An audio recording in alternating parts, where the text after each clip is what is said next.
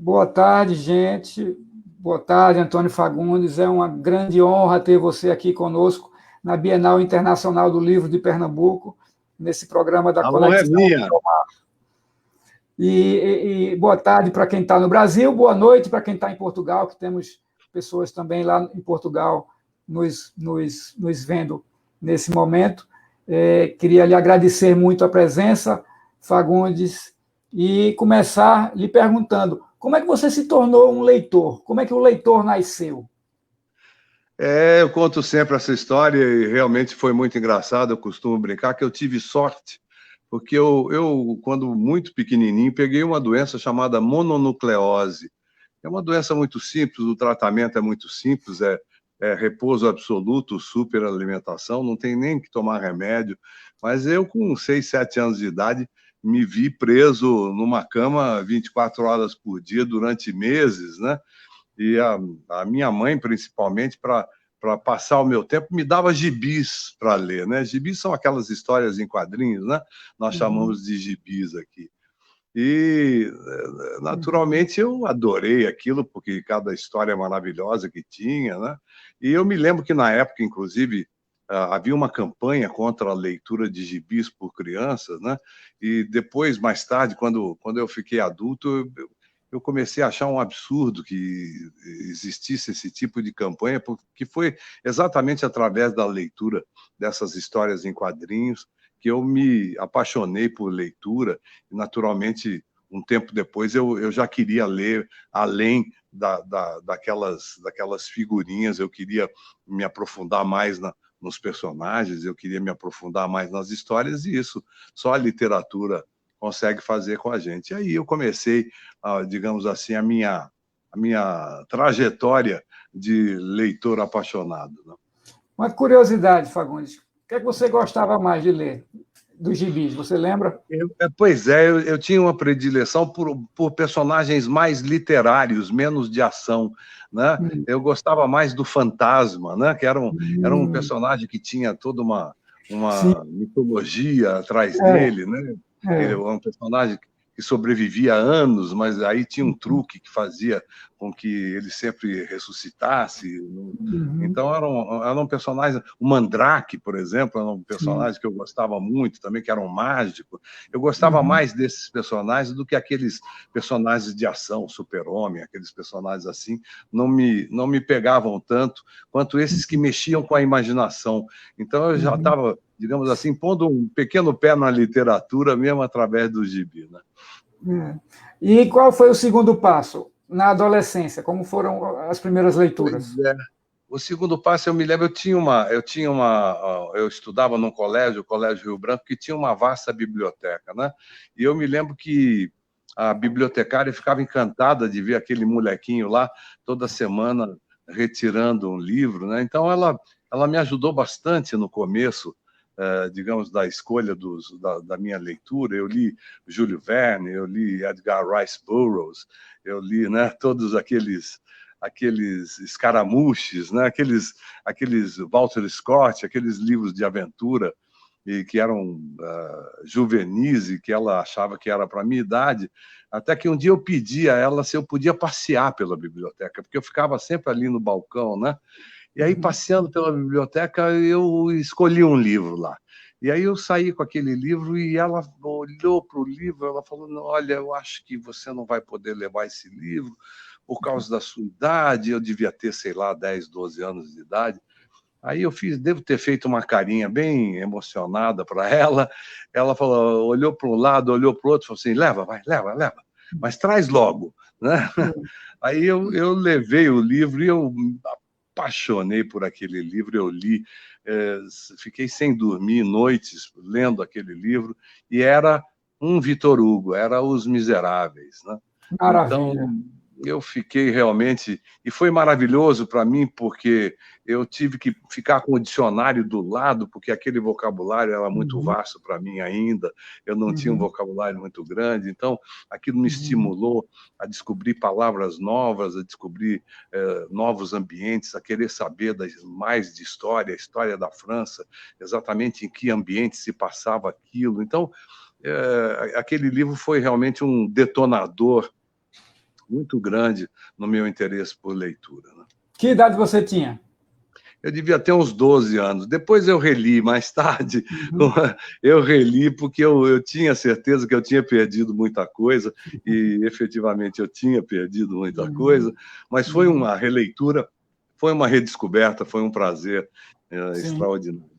Sim, as releituras são para isso mesmo. Ler não apenas aquele mesmo texto, mas você se reler, né? Você se reler vendo aquilo. Eu me lembro sempre que o Borges, o Jorge Luiz Borges, ele sempre dizia que a melhor parte da sua vida era quando você começava a reler, né? Quando você já sabia exatamente o que você queria pegar de novo. E é verdade, é um prazer maravilhoso. E mais para frente, a literatura na influência da sua formação como ator. Pois é, o ator tem essa vantagem, ele não precisa se especializar, né? Ele não precisa ler só um determinado assunto, ao contrário, né? Quanto mais ele souber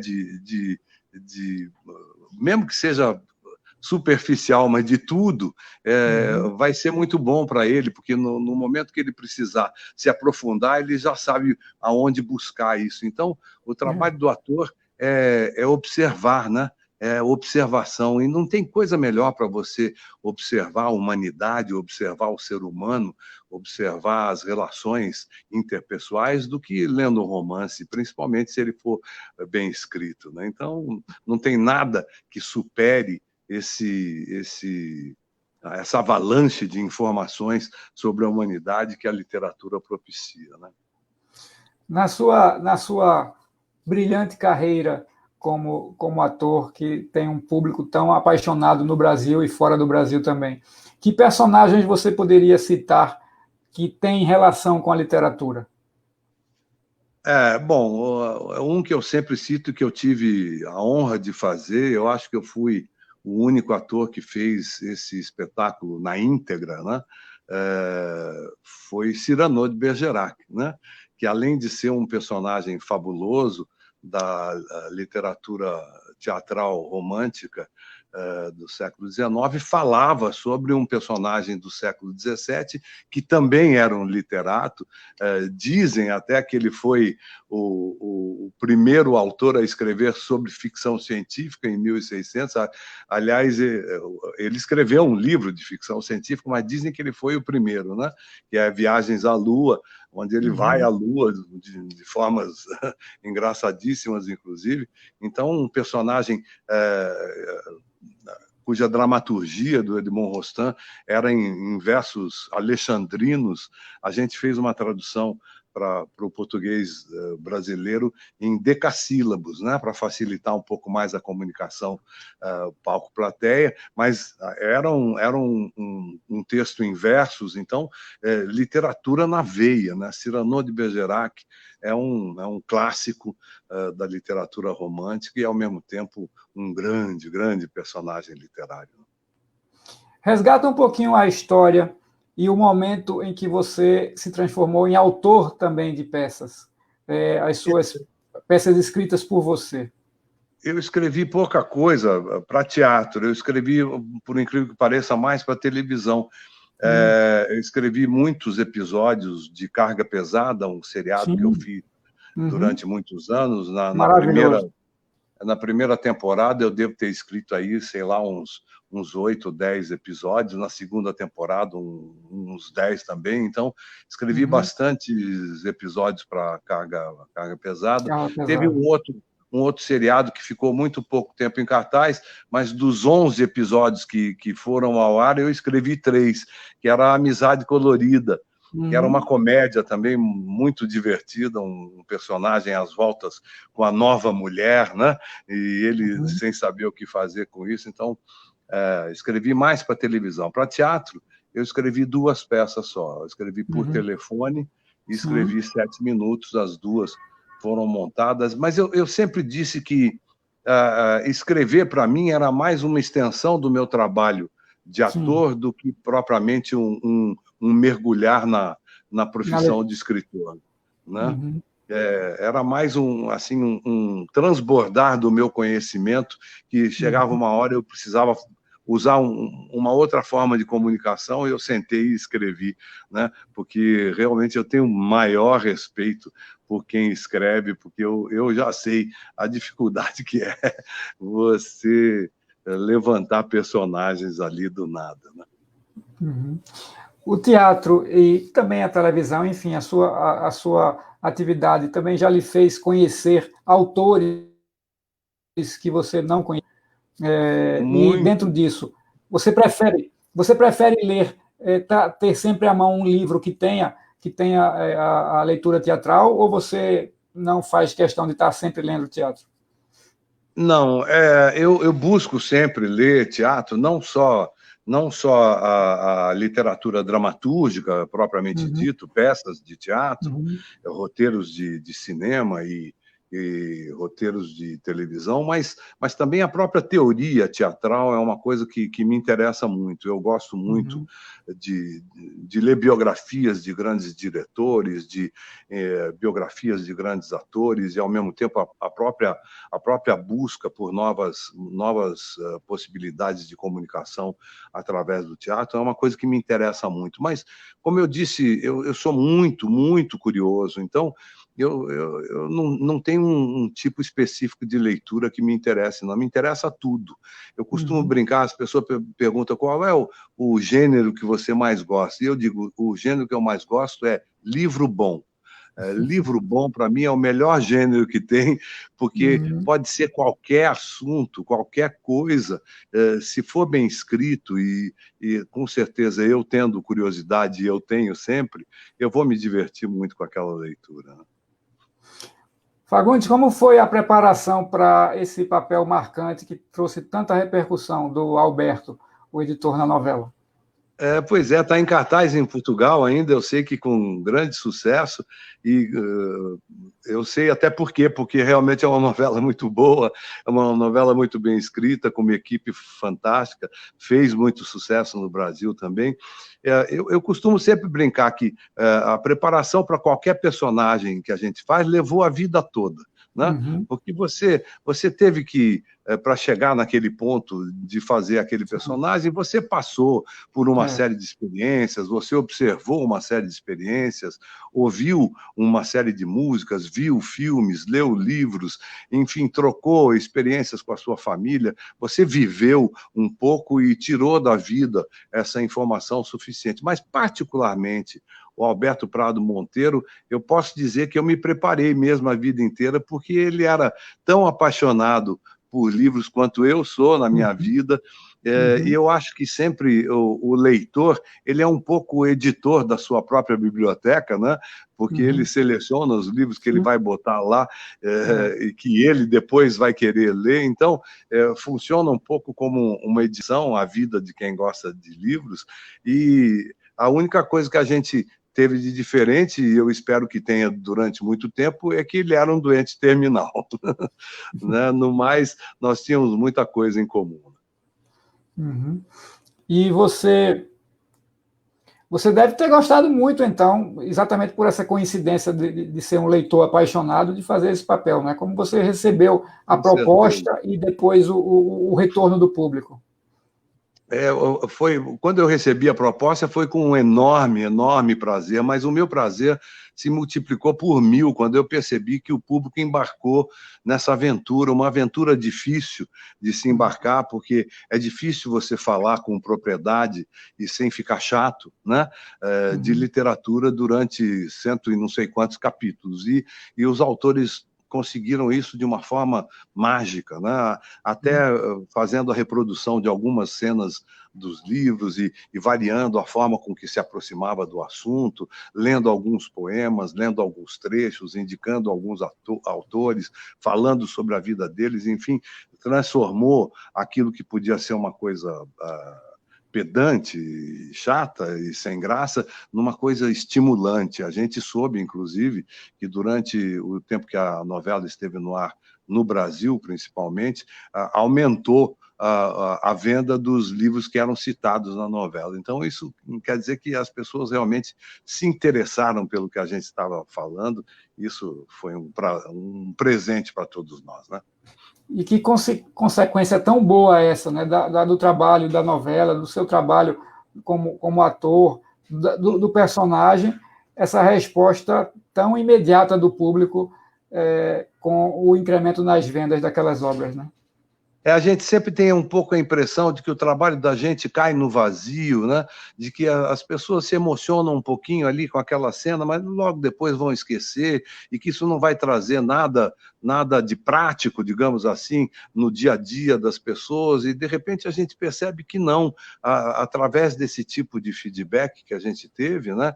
A gente percebe que as pessoas estão aproveitando sim, e estão levando para o resto da vida alguma coisa positiva, e que talvez isso modifique a cabeça dessas pessoas para o resto da vida delas. Então, para mim realmente foi muito importante isso, inclusive porque até dentro da minha própria vida as coisas se modificaram um pouco.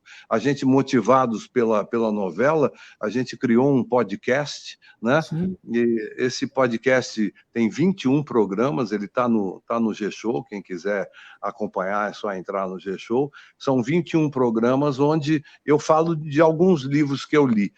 Não é um cânone no sentido de que eu estou indicando os melhores livros da minha vida, não. São livros, inclusive, que eu peguei aleatoriamente, mas a gente dividiu em assuntos. Então, a cada programa, a gente fala de determinado assunto, citando livros que as pessoas às vezes falam assim: de onde você tirou esse livro? Foram livros que eu li, que eu lembrei ali na hora e que acabaram saindo no podcast, e o podcast acabou redundando em um livro que já está publicado, já está à venda, inclusive, uma pré-venda aí, e que tem um livro aqui que você vai gostar, que é exatamente falando mais de 150 livros que eu li. Também é uma coisa aleatória, mas no sentido de ajudar as pessoas, que eu entendo que para quem nunca leu, para quem gostaria de começar a ler, é quase que paralisante, né? Você entrar numa livraria e se deparar com aqueles 20 mil volumes ali. Meu Deus, por onde eu começo? O que eu pergunto, né? Para onde que eu vou? Que setor eu entro, né? Claro que a tendência é você sair correndo de lá sem levar sequer um livro. Então, até nesse sentido, eu tento dar um empurrãozinho, uma ajudazinha, dizendo: olha, faz assim, faz assado. Quando você for ler, descubra um cantinho quieto.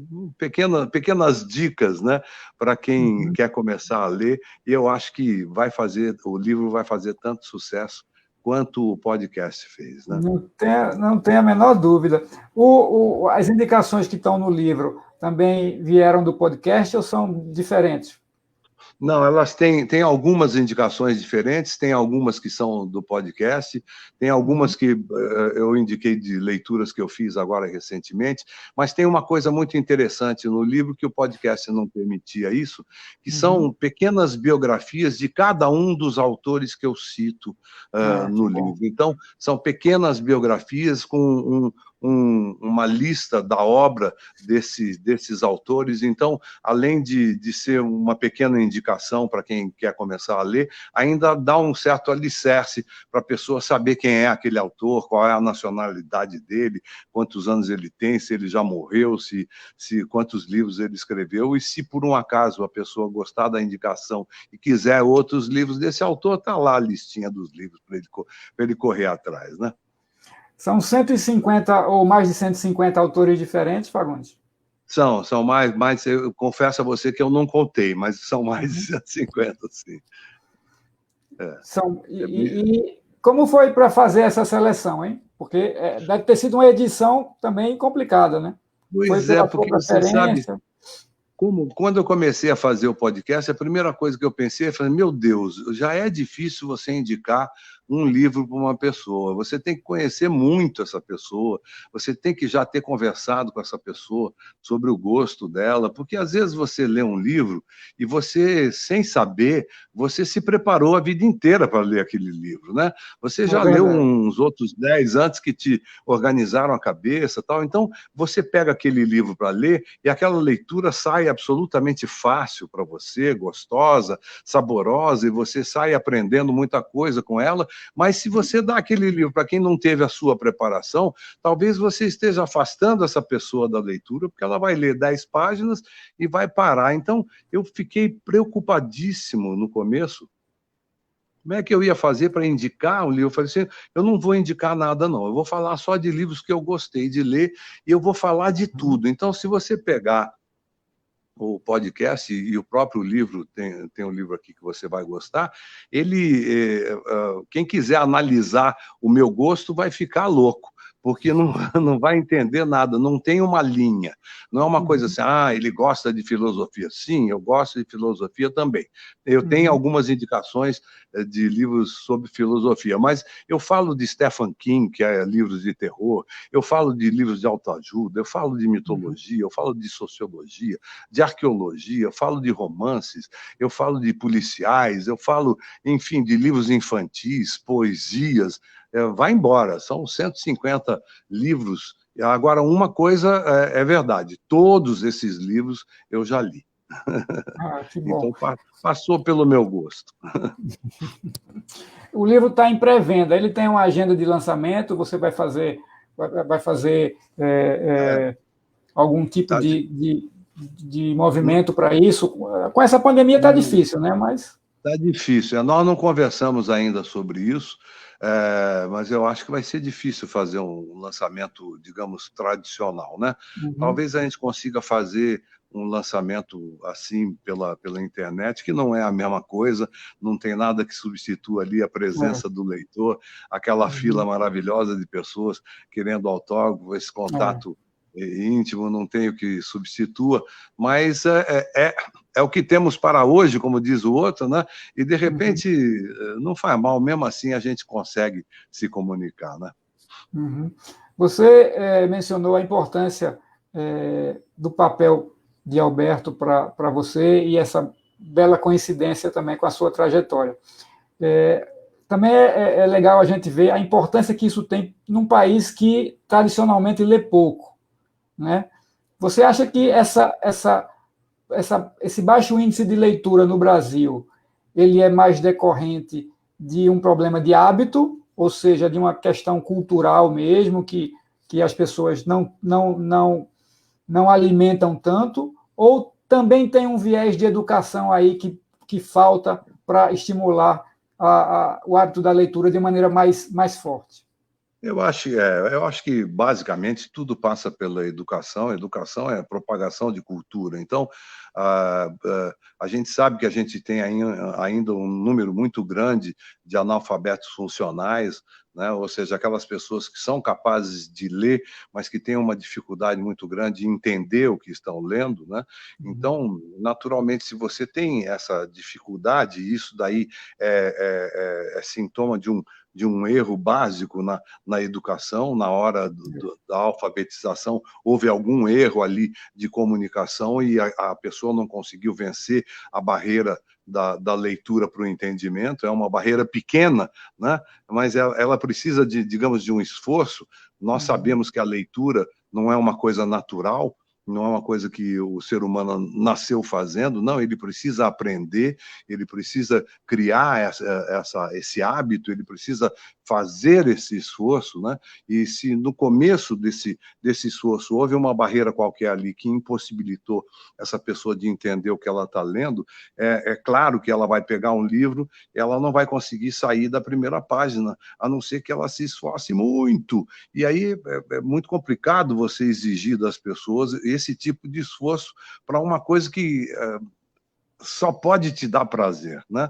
Então, a gente sabe que a gente tem algumas barreiras para vencer aí, para eliminar, digamos, essa ausência de leitura no país. Mas, mesmo assim, a gente sabe que tem um número muito grande de pessoas alfabetizadas que venceram essa barreira, que têm a possibilidade de ler e que, por uma razão ou outra, continuam não se permitindo esse prazer porque é uma coisa que eu não consigo entender, uma pessoa falar, não quero ler, não gosto de ler, quando não existe coisa melhor no mundo do que você se enfiar ali no universo que aquele autor te propôs, um universo, às vezes, que é totalmente diferente do seu, e por isso mesmo ele é cada vez mais brilhante, cada vez mais interessante. Então, eu acho que passa, sim, pela educação, mas passa também para aqueles que sabem ler, um pouquinho de preguiça, um pouquinho de não criar o hábito. Eu tenho ouvido muitas pessoas dizerem que não tem tempo para ler, e é outra coisa que eu não entendo, porque elas descobriram pelo menos 3 ou 4 horas por dia só para limpar o WhatsApp, né? E depois dessas 3 ou 4 horas que elas passam limpando o WhatsApp, o que sobra é um WhatsApp limpo, mais nada. Não sobra nada na sua cabeça. Então, se essas pessoas usarem 2 horas dessas 4 que elas passam limpando o WhatsApp para ler um livro, elas vão conseguir ler um livro por semana, e eu juro que vai mudar a vida delas, para o bem. Você acha, já que você falou nessa questão também da cultura digital, da cultura virtual, né? Você acha que o livro eletrônico e essas possibilidades que a rede da internet traz, principalmente agora na pandemia, a gente está vendo muito isso, são benéficas para a ampliação da cultura do livro, do hábito da leitura, ou são apenas empecilhos? Eu acho que é um veículo maravilhoso, claro, a gente tem aí à mão uma comunicação direta com o mundo no toque dos dedos. Então, é um veículo que te permite entrar na biblioteca do Congresso de Washington e tirar de lá o livro que você quiser, dos 300 e tantos milhões de volumes que tem lá nessa biblioteca. Então, é um veículo que você é rico, né? Agora, a gente sabe que grande parte desse veículo não está sendo usado para essa riqueza. Eu acho que a gente tem que prestar atenção exatamente aonde que a gente está usando o veículo, né? Quando a gente entra nas redes sociais, a gente percebe que as redes sociais não são usadas para troca de informações. E quando é usado para troca de informações, geralmente são coisas muito rasas, coisas que não têm constatação. Então, eu diria que sim, é um veículo maravilhoso, os e-books podem ser maravilhosos, no sentido de que você tem ali naquele pequeno tablet 10 mil, 20 mil volumes, se você quiser acessá-los. Agora, é preciso que a gente entenda que em alguns momentos a gente pode estar usando mal esse veículo, né? Que a gente pode estar sendo empurrados mais para um vício de relação com o aparelho do que usando o que esse aparelho pode nos dar de informação rica, né? Mas ele tem esse potencial. Basta só que a gente tenha a educação, volto a falar na educação, para usar esse aparelho da forma mais positiva que ele tem para nos oferecer, né? Voltando à educação, uma das coisas que a leitura trazida pela educação pode proporcionar é um sentimento de cidadania mais firme. Eu queria que você comentasse um pouco agora a relação que você enxerga entre a literatura e a cidadania. O que um cidadão ganha por ser leitor? Sim, veja você, a vida da gente acaba sendo curta para todas as experiências que a gente gostaria de ter, para todas as experiências que a gente poderia ter. A gente tem muita coisa para fazer, a gente tem o nosso trabalho, a gente tem a sobrevivência que a gente tem que manter.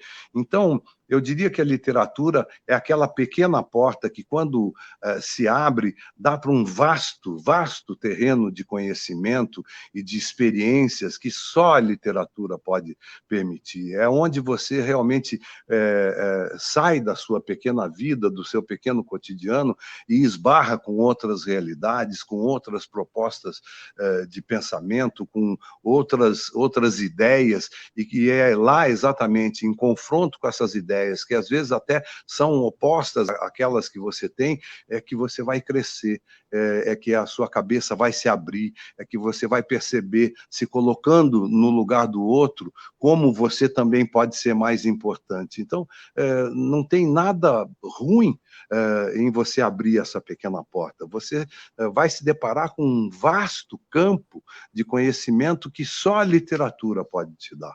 E, naturalmente, se você entra em contato com esse conhecimento, você está aberto para a diferença e você está sendo o melhor cidadão. Isso, isso. Fagundes, você foi convidado esse ano para ser um participante destacado da FLI Araxá. Você é homenageado na edição deste ano desse maravilhoso evento coordenado pelo Afonso Borges e sua turma. Eu queria que você falasse um pouco tanto desse convite, da sua participação, da expectativa que você está trazendo sobre isso, e também aproveitando, lhe ouvir sobre a importância desses eventos para o mercado editorial e para a propagação da literatura e da leitura no país.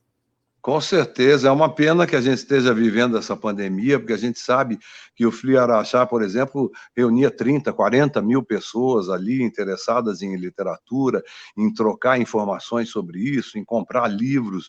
Eu fiquei muito honrado, naturalmente, com esse convite, e eu entendo que essa homenagem não é para mim, essa homenagem é em meu nome para todos aqueles que amam a literatura, que gostam de ler, uma homenagem mais para o leitor que eu sou do que para qualquer outra coisa. Então, eu gostei muito de ser o representante dessas pessoas que amam a literatura, e eu sei que mesmo através da internet, a gente vai conseguir se comunicar assim, e vai conseguir criar aí esse elo que não pode ser desfeito, e ao mesmo tempo estou muito feliz porque eu nunca consegui ir presencialmente a nenhum festival desse, sempre trabalhei muito, sempre fazendo teatro, televisão, cinema, tudo ao mesmo tempo, as datas sempre ocupadas, e eu de longe falando, puxa vida, eu queria tanto estar lá nessa palestra, queria tanto estar lá comprando livros e trocando experiências, e agora, de repente, através da internet, talvez eu consiga pela primeira vez. Estou muito honrado de participar do FLI Araxá e, ao mesmo tempo, muito feliz de que a gente não vai parar com esse tipo de contato. Isso. E esses eventos, como a Bienal de Pernambuco também, as outras bienais, as outras feiras, festivais literários, eles agregam muito essa paixão pela literatura, não é? Eu acho que são essenciais justamente para a divulgação da leitura, para o fomento à leitura que a gente precisa tanto, né?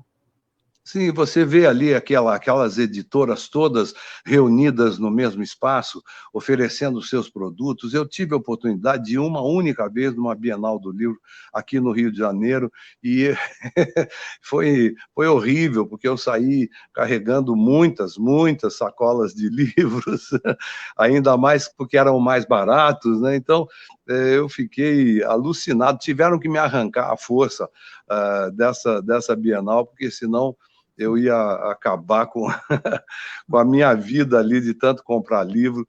Eu acho que isso é fascinante, né? A gente não pode perder a oportunidade de ver essa coisa viva, efervescente, de pessoas que amam a literatura, de um lado os editores, do outro os autores, os leitores se reunindo ali naquele mesmo espaço. Não tem coisa mais bonita do que isso. Fagundes, eu queria muito lhe agradecer, mas antes de terminar, queria saber um pouco de você sobre os planos e as ideias possíveis daqui para o final do ano, se já para o ano que vem já tem alguma coisa programada, o que é que você pode falar para a gente? Bom, além do lançamento desse livro pela Sextante, né? Esse livro está sendo lançado pela Sextante, tem um livro aqui que você vai gostar. Eu acabei de ler agora o Sapiens. A Companhia das Letras comprou os direitos do Sapiens e eles retraduziram e vão relançar o Sapiens agora, e vão relançar também como audiolivro. Então, eu fiz a leitura do Sapiens para a Companhia das Letras.